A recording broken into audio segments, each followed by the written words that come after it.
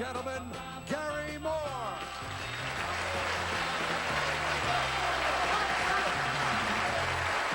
Thank you.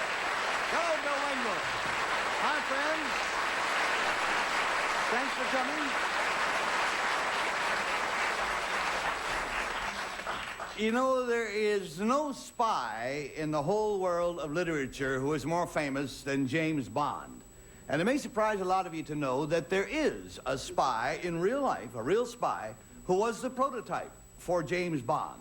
We have that super spy with us, and we will meet him and learn about him as soon as we meet our super panel here on To Tell the Truth. Bill Collins. Peggy Cass. Alan Alda. And Kitty Carlisle.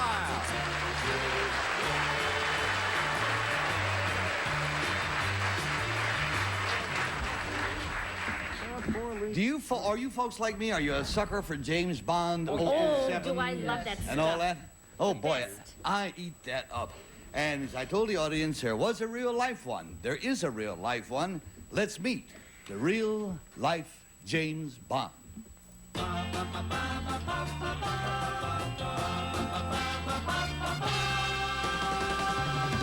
Number one, what is your name, please? My name is Dushko Popov. Number two. My name is Dushko Popov. Number three. My name is Dushko Popov. And here is the spy story of Dushko Popov. It says, I, Dushko Popov, served as a spy during World War II. In my book, which is called Spy Counter Spy, I tell how I acted as a double agent, passing misinformation to the Nazis while gathering accurate facts to give to British intelligence. Since Germany was paying the bills, I lived an elegant and luxurious life in those dangerous years, traveling back and forth between England and the continent. I even made a trip to the U.S., where I gave evidence to J. Edgar Hoover on the soon-to-occur Pearl Harbor bombing, but my warning was ignored. I participated in some of the most elaborate counter-espionage schemes of the war. 3 of those years were later turned into movies. In addition, one evening at a gambling casino, my actions at the chemin de fer tables were utilized by Ian Fleming in his James Bond mystery Casino Royale. However, I was not known as Secret Agent 007. My real code name was much less romantic. British intelligence called me Tricycle. Signed, Dushko Popov.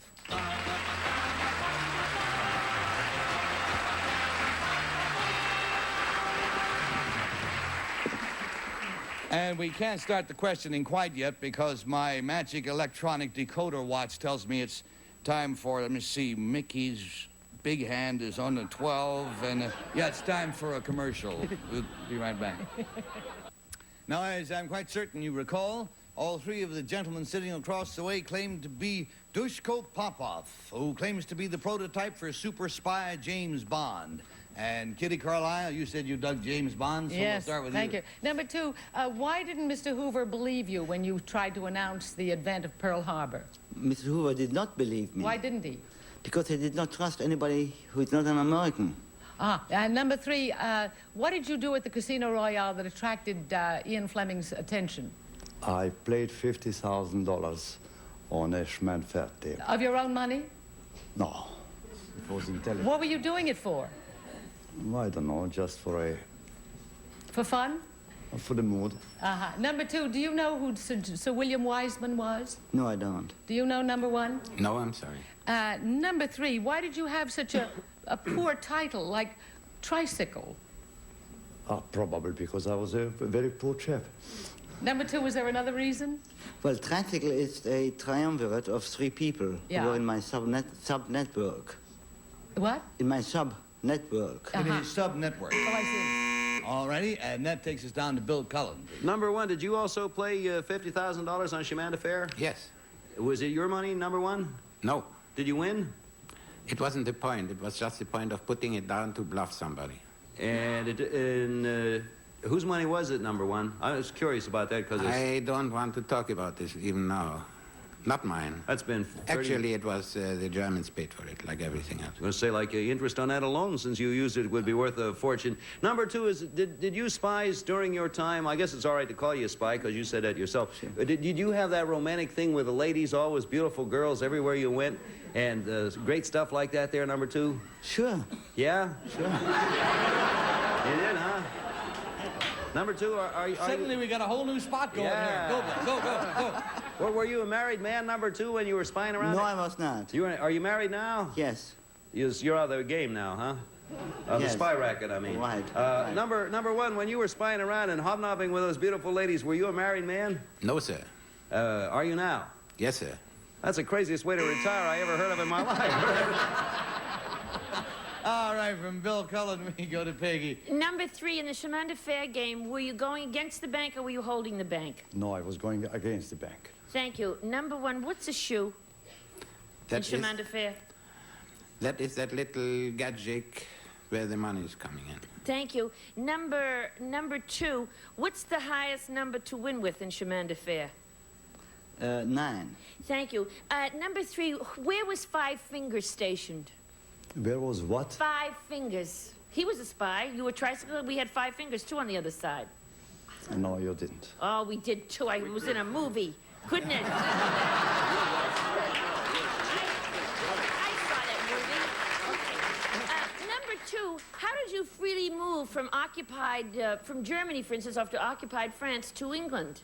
What kind of a passport did you use during the war?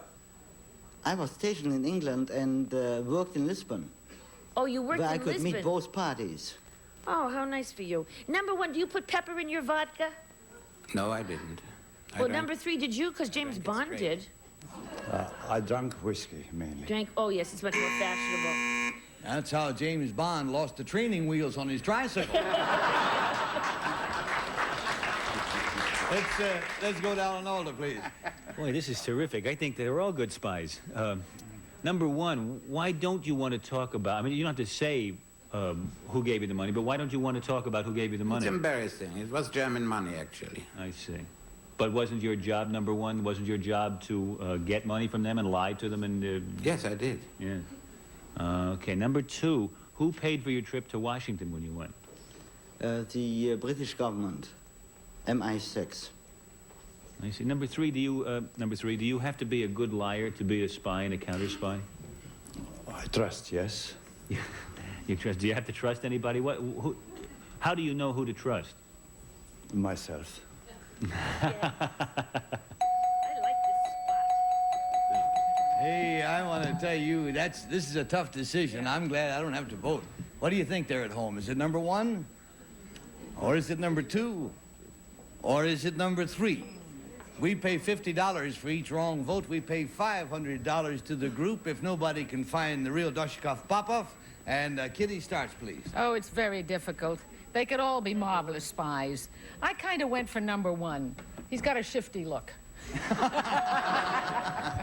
All right, we got to vote for number 1. And number 2, sir, what is your real name, please? Hey, wait a minute. Whoa, hold it there. Wait a minute. Wait just a minute.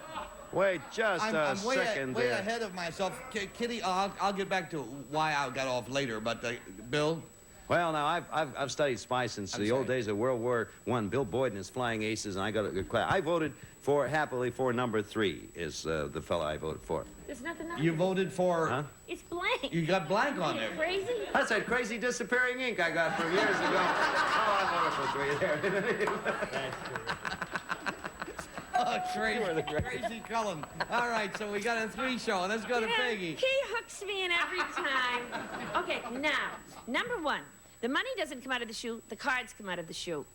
And number 3, Five Fingers was played by James Mason. He was a famous spy in Constantinople or Lisbon, one of those places. I voted for 2 because number 9 is the highest number you can get. I said it was a good team. Everybody's got 1 vote. Alan Alda, the majority vote lies with you. And I have a totally irrational reason. He just looks like it to me. He looked like he was a good liar, and he had the look about him of somebody who could be a spy. I voted for number 3. He's not very serious. Voted for number 3. All right. At this point, the votes are all in. Will the real Dushko Popov please stand up? Yeah.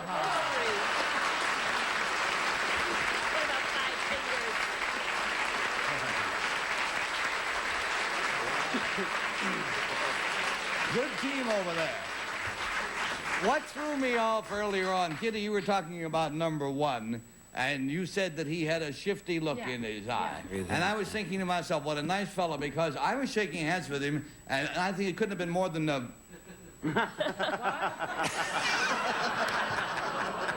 I give after. Number one, what is your After real the- name, please, and what do you do?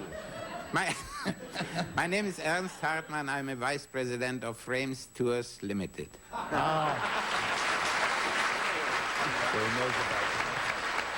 Good to have you with us, too, sir. What is your real name, please, and what do you do? My name is Alfred Weiss. I'm a management systems designer, temporarily unemployed.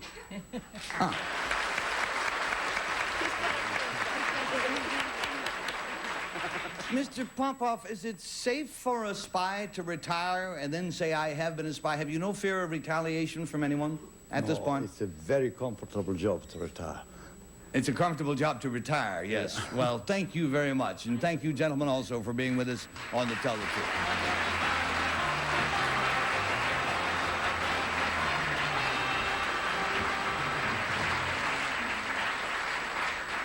Now, next we're going to meet a man who at one time was one of the biggest men in this country. And I don't think you're going to recognize him. Stick around. Cut out for commercial time, I told you I was going to introduce a man who used to be one of the biggest men in this country. By way of illustration, I will show you what used to be a pair of his trousers. Holy moly. Oh. Wow. Size 66. Can you believe it? Size 66. They belong to a gentleman by the name of Paul Kimmelman, who we will meet, and he has changed a little bit. I don't think that you will recognize him. I certainly wouldn't. Let us meet Paul Kimmelman right now.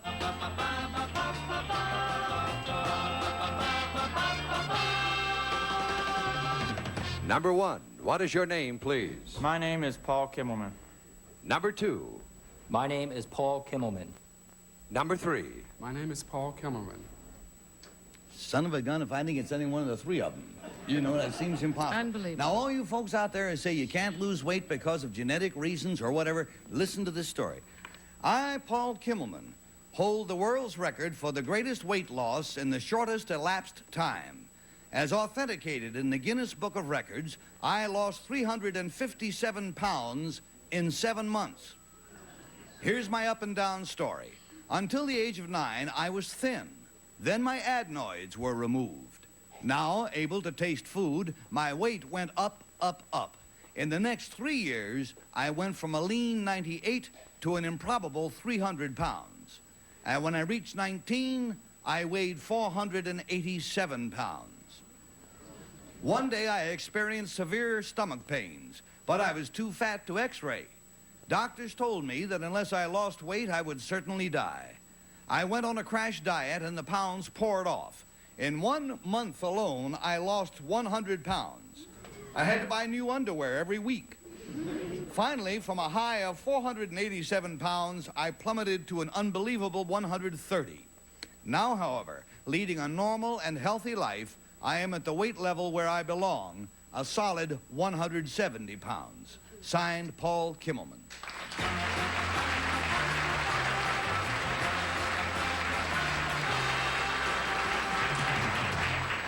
And I think we will start this with a nice, tall, and slender Alan Alda. Thank you. Number two, do you feel that when you had the power to taste food again, that it was something like somebody coming out of a concentration camp who suddenly had food that he or she was deprived of until then? Was that the effect? At the point when I reached my lowest weight, yes. Yeah. I mean when you started gaining weight. At the beginning, well, I was Yeah. 9 at the time. Yeah. And that was because you'd lost your adenoids. Huh? Well, I'm too confused by that entire exchange we just had. Number three, what did it mean that you were too heavy to be x-rayed? Couldn't the x-rays get through your body? They just stop at your liver or something? For two reasons. One, I would not fit on the X-ray machine. And two, it would not penetrate through the fatty layers to give you a picture, yes. It actually wouldn't get... I see. Yes. Maybe it was your lead drawers. Number one, how can you possibly lose 100 pounds in a month? That seems like an awful lot. I don't know. I just went on a diet and That's what happened. What kind of a diet was it, number one? Grapefruit juice and milk. Doctors do?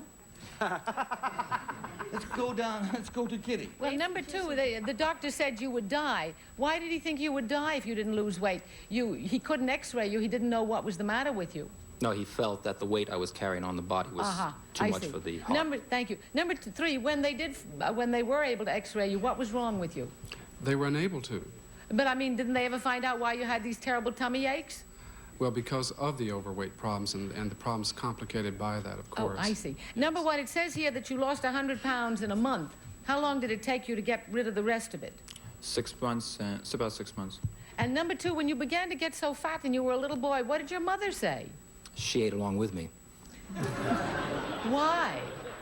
Well, I didn't have a father at the time, and I think it was just a relationship. And did she get fat too? She didn't gain as much as I did, but I would say about 100 pounds overweight. And number three, did she get thin when you got thin? Yes. Oh, that's She very lost nice. 100 pounds. That's good. And number one, did she get very cross when she was dieting like that? No, she just let me do what I wanted, and she did what she wanted. What an ideal mother. And that takes us, please, down to Bill Cullen. Well, number three, now that you're down to a reasonably normal 170 pounds or something like that, do you still have a weight problem? No more than the normal person now. In other words, it fluctuates a bit, but it's no problem now. And number two, I notice all three of you gentlemen, I mean, none of you look like you were at one time heavy. Like none of you have the wrinkles that are sometimes left when a lot of weight is lost. So number two, I'll ask you, did you also go on a program of exercising to tone up that tissue, to keep it from sagging, as it were? The only exercise I did was running. And number one, how about you, in order to keep yourself looking as you do now? Exercise running afterwards. Just ran? After you had lost the weight. Okay, now I think this is number three. I'm going to ask you the same question. How do you get such smooth features if you lost all that weight? Well, it may surprise you, I was not under doctor's supervision. And it also has to do with heredity factors. And I think Peggy just gave me an answer, too. She said they're young, and I guess that is the difference between my problem. Number two, how many calories a day did you take in when you first went on a diet? When I first went on a diet? Yes. Between 300 and 600. And before, I'll stay with you. Before you went on the diet, how many calories did they measure you to take, or did you guess? I was averaging before I went on the diet? Yes, sir. Between 20,000 and 30,000 a day. Holy Toledo. All right, we got a buzzer. Let's go to Peggy Cass, please. You must have been living on candy, too, were you? No, I was not. Okay, now number three, because you didn't give me the same diet. Is grapefruit juice and milk really all you ate? Well, believe it or not, yes, and occasionally a salad with dressing. But now, how much grapefruit juice and milk did you allow yourself a day? Well, it varied. In other words, it varied. Okay, well, now, number two, were you able to work when you were that fat? When you were at your top weight? I was a student at the time. Did you finish school? No, I dropped out. And number one, are you employed now? No, I'm in school. Oh, I see. See, I told you they were young. Number three, why on earth did you ever get down to 130? That seems like too thin. You got to make these questions faster. I'm getting hungry.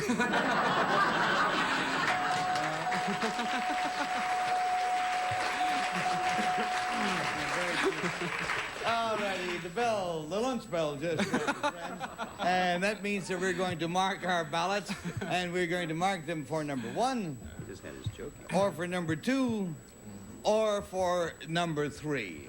Not an easy choice, I don't think, but we'll find out. Alan, got an idea? Yes. Well, the only one over there who looks to me as though he actually weighs 170 now is number two. So, and that's one of the reasons I had for voting for him. I had a lot of other reasons, but I won't go into them now. All righty, so we got a two, and Kitty? Well, I voted for number two because he's the only one tall enough to carry 487 pounds, it seems to me. Okay, and Bill Cullen, please. Well, now, when Gary held those pants up like that, I figure which one of these three guys would be able to put on those pants and fill them out, and pull them up a little bit from the end and be the right height. And it came up a two. A fat two, but a two. Well, everything is bunching up in the middle there, and from there we go to Peggy Cass. Well, number two is very cheerful looking, and he's got big dimples. Chubby people are inclined to have big dimples, and he's so cheerful because if I'd be cheerful too if I lost 457 pounds. You wouldn't even be here. You wouldn't be here. You lost 470 pounds, we lose four of you there. Anyhow, everybody is unanimous. We're all on number two, and so the votes are in. Will the real Paul Kilman please stand up? You may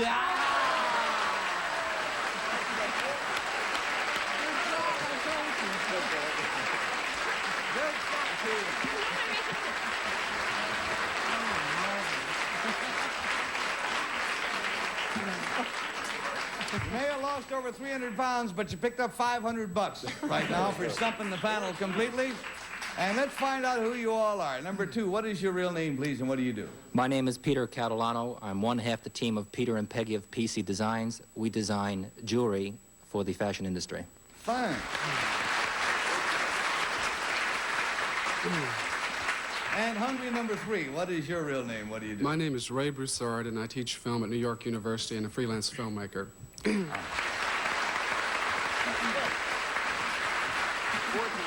Paul Kimmelman, for all the fun we've had, I know it wasn't easy. You have our congratulations. Thank you, and thank you, gentlemen, both, for being with us on To Tell the Truth.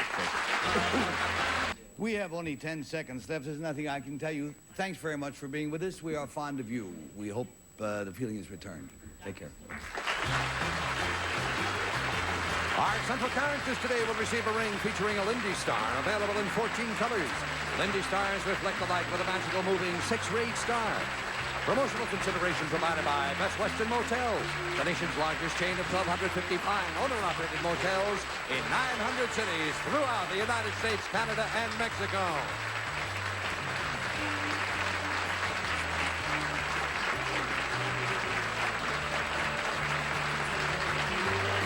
This is Bill Wendell speaking for it To Tell the Truth. I'm Mark Goodson.